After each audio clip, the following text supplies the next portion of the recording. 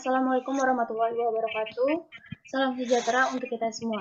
Pada hari ini saya Fitriana sebagai moderator yang akan memandu kegiatan diskusi pada pertemuan ini. Topik yang akan kita bicarakan yaitu mengenai pendidikan anti korupsi. Seperti kata pepatah, tak kenal maka tak sayang, maka perkenalkan kelompok presentasi kami yang beranggotakan. Yang pertama saya sendiri, Fitriana, kemudian ada Zanuba, kemudian Sabrina, Kalista, dan terakhir Muhammad Gildan. Baik, langsung saja untuk penyampaian materi yang pertama kepada Sabrina, waktu dan tempat saya persilakan.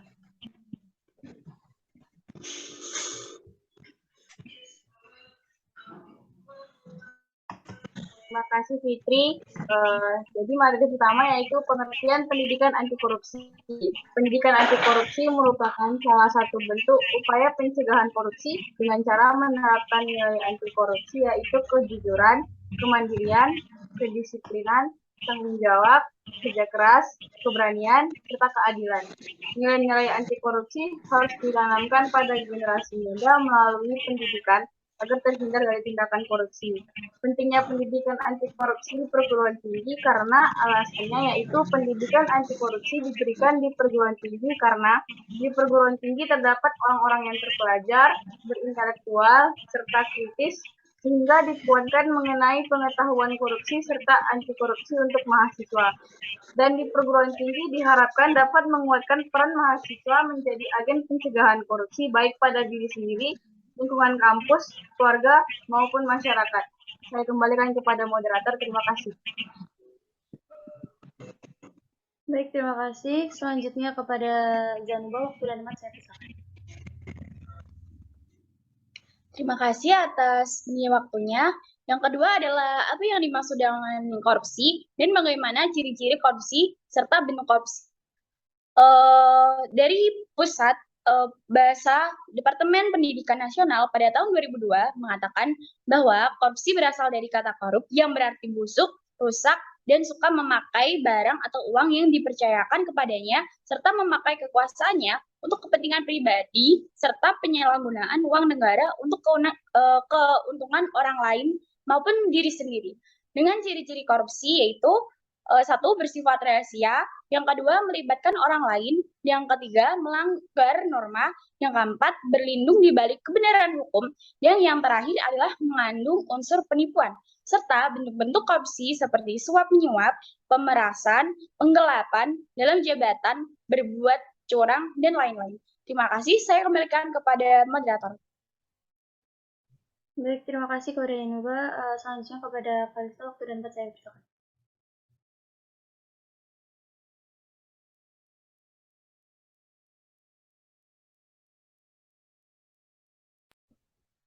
Yang ketiga, apa saja yang menjadi faktor penyebab terjadinya korupsi?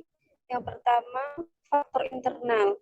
Faktor internal dibagi menjadi tiga, yaitu sifat tamak. Sifat tamak seseorang yang memiliki keinginan besar untuk memperkaya diri sendiri, serta merasa selalu kurang puas dengan apa yang dimiliki. Untuk gaya hidup konsumtif, yaitu di mana gaya hidup seseorang yang berlebihan, apabila perilaku konsumtif tidak diimbangi dengan pendapat yang cukup, akan membuka peluang terjadinya tindakan korupsi. Yang ketiga, moral. Seseorang yang memiliki moral yang lemah akan cenderung tergoda untuk melakukan korupsi. Yang kedua, faktor eksternal. Faktor eksternal dibagi menjadi 4. Yang pertama, politik terbuka lebar dalam sebuah jabatan politik. Para pemimpin money politik tidak akan peduli dengan nasib rakyatnya yang telah menyumbangkan suaranya untuk memilih pemimpin tersebut. Hal tersebut menjadi alasan mendasar mengapa pemimpin seperti ini tidak concern dengan kewajibannya untuk mengurus rakyatnya. Yang kedua, hukum. Dari hukum dapat dilihat dari aspek perundang-undangannya, serta dari lemahnya penegak hukum dan menjadi sasaran empuk untuk melakukan tindakan korupsi. Yang ketiga, ekonomi. Dilihat dari segi dari segi pendapatan atau gaji yang tidak cukup untuk memenuhi kebutuhan hidup, sehingga dapat membuka peluang untuk melakukan tindakan korupsi agar kebutuhannya terpenuhi. Yang keempat, organisasi. Organisasi yang di sini dimaksud dengan perorganisasian lingkungan masyarakat. Organisasi menjadi peluang untuk melakukan tindakan budaya korupsi karena kurangnya sikap keteladanan pemimpin, tidak hanya budaya organisasi yang benar, kurang memadai sistem akuntabilitas, serta lemahnya sistem pengendalian manajemen. Terima kasih. Baik, terima kasih Kalista. Selanjutnya kepada Muhammad Wildan, waktu dan tempat saya persilakan. Oke, terima kasih. Saya akan menjelaskan bagaimana cara pencegahan korupsi. Menurut Hamzah, tahun 2005, pencegahan yang dapat dilakukan yaitu melalui 3 program, yaitu strategi preventif, public education, serta punishment. Strategi preventif mengarah untuk mencegah, sedangkan public education yaitu pendidikan untuk masyarakat agar tidak melakukan korupsi, dan punishment yaitu suatu tindakan pidana bagi pelaku korupsi. Strategi preventif pencegahannya terjadi korupsi dengan cara meminimalisirkan peluang-peluang korupsi. Sedangkan public education, pendidikan anti korupsi untuk masyarakat. Hal ini perlu digalakan untuk menanamkan mental-mental masyarakat yang anti korupsi.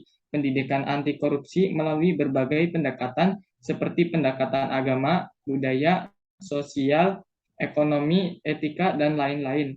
Sasaran pendidikan anti korupsi dibagi menjadi 2, yaitu pendidikan anti korupsi untuk aparatur pemerintah serta calon aparatur pemerintah, dan pendidikan anti korupsi untuk masyarakat luas melalui lembaga keagamaan serta tokoh-tokoh masyarakat.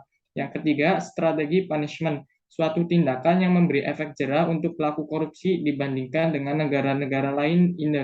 Indonesia memiliki dasar hukum pemberantasan korupsi paling banyak, baik peraturan perundang-undangan yang dibuat sebelum era reformasi ataupun perundang-undangan saat era reformasi. Contohnya Undang-Undang Republik Indonesia Nomor 20 Tahun 2001 tentang perubahan atas Undang-Undang Nomor 31 Tahun 1999 pemberantasan tindakan pidana korupsi. Baik, terima kasih.